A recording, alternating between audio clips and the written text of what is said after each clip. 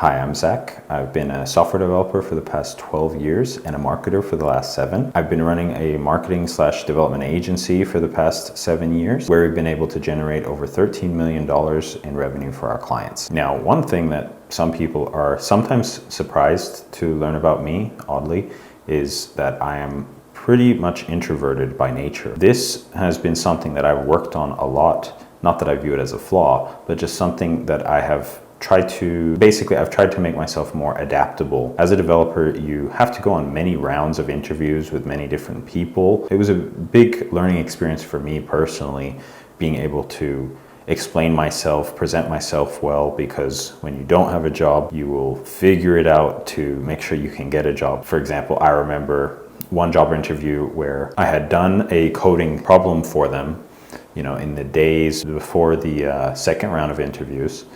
And then when I showed up in person, I had an interview where 4 people at once are quizzing me on the code that I wrote, which is a nerve-wracking experience for someone like me back then. Really, it's helped me to become a stronger or more stable person in the long run. So I'm very appreciative for those experiences. One thing that I do find that especially people in software development or in tech or just typically introverted people, is that they have a problem with sales and marketing.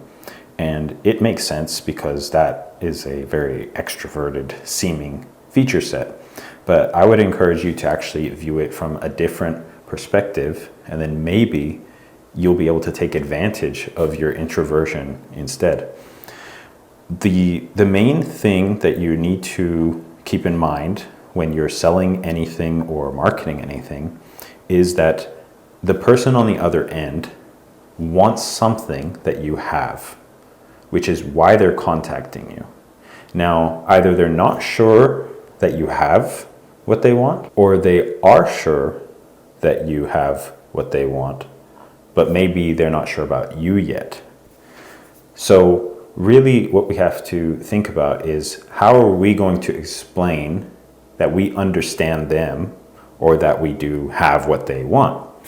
So really this is just a communication issue, right? And then you might think, okay, well, that's where the extroversion comes in. I don't want to communicate. I'm not good at communicating.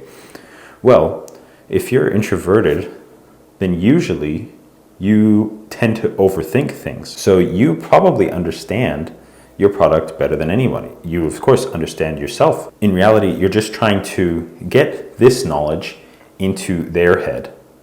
But what you can do to figure out where are the gaps in their knowledge so that you can fill them in, so that you can speak as little as you can, is by just asking questions and listening. This is actually what makes for the best salespeople. Now, in movies and TV shows, we're taught, it's the guy who has the gift of gab, like Wolf of Wall Street type of people. And those people can do well just for sake of brute forcing through sales, just convincing people, in some cases pressuring people. That's why we might think of a used car salesman when we have these sort of negative depictions of sales. But that is really not what sales needs to be, and it actually doesn't usually work as well. Those people will probably sell more than you because they try more times. But I would argue that if you, an introverted person who's good at listening and just asks good questions, the other person will talk more of the time. And if you tried as many sales opportunities as the person who's extroverted, I bet that you will sell more of the time, and probably for more money. Why is that? Because when you are listening, and you probably have experienced this in conversation with friends or family, they will say that you're a good listener. And if they feel that you're a good listener, then they will feel that you understand them. They want to work with people or deal with people that they feel understand them, or that are the same as them. So how can we do this practically?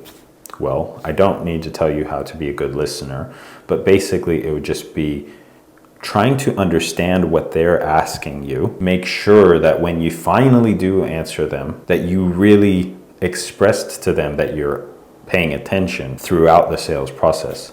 So be asking questions that truly show you're trying to help them along the way and solve the problem. Making sure that you don't seem like you're going to sell them the same thing no matter what they say.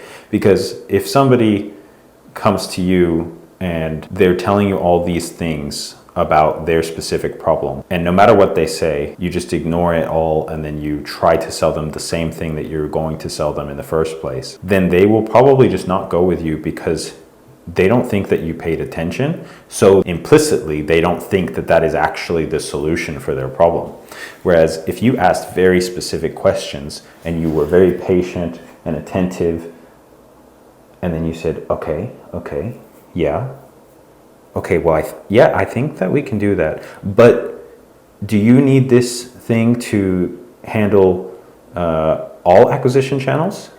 Do you need this solution to work for 20 sales reps? Do you need this software to scale to this level? Do you need it to be compatible with XYZ? So if you're asking all these qualifying questions to make sure that your product does solve the problem, like you're worried for their benefit, then at the end, when you finally make your hopefully accurate offering, then they are going to be that much more trusting that what you're recommending really is right for them. And if you're showing that care, which is one thing that I learned from Jay Abram, I believe was the name. He didn't believe in calling his clients, he calls them clients. He doesn't like the word customer because customers are buying commodities, whereas when somebody is your client, you are to take care of them. Now you can look up the definitions and see the nuances, but you can kind of understand what this means, right? This is something different. You're not just selling the same water bottle, the same burger to every single person.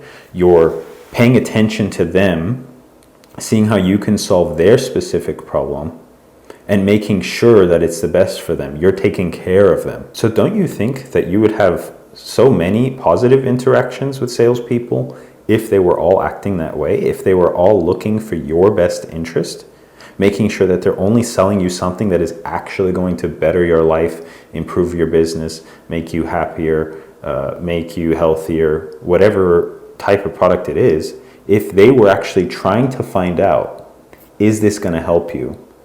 Is this the one you wanted? Can we get it to you on time? Like, will it be there when you need it? Will we have the warranty in place that fits with your situation? Don't you think that you would actually like the idea of being called a salesperson? That's how I've viewed sales since I've learned these principles, and it's made sales calls rather easy. The majority of people that I talk to when I'm trying to sell them one of my services, I never really have an issue with it. I don't have any moral qualms. I don't feel nervous in that respect because I know I'm not going to lie to them. I'm not going to mislead them. So it's just a matter of, can I help them? And if I can help them, which I usually can because I like to bite off more than I can chew. So I have the habit of under-promising and over-delivering in terms of spreading myself thin. So if I say I'm going to do this, even if it ends up costing me more than I was paid, I end up doing it, right? Just because I like delivering more solutions. I like solving problems.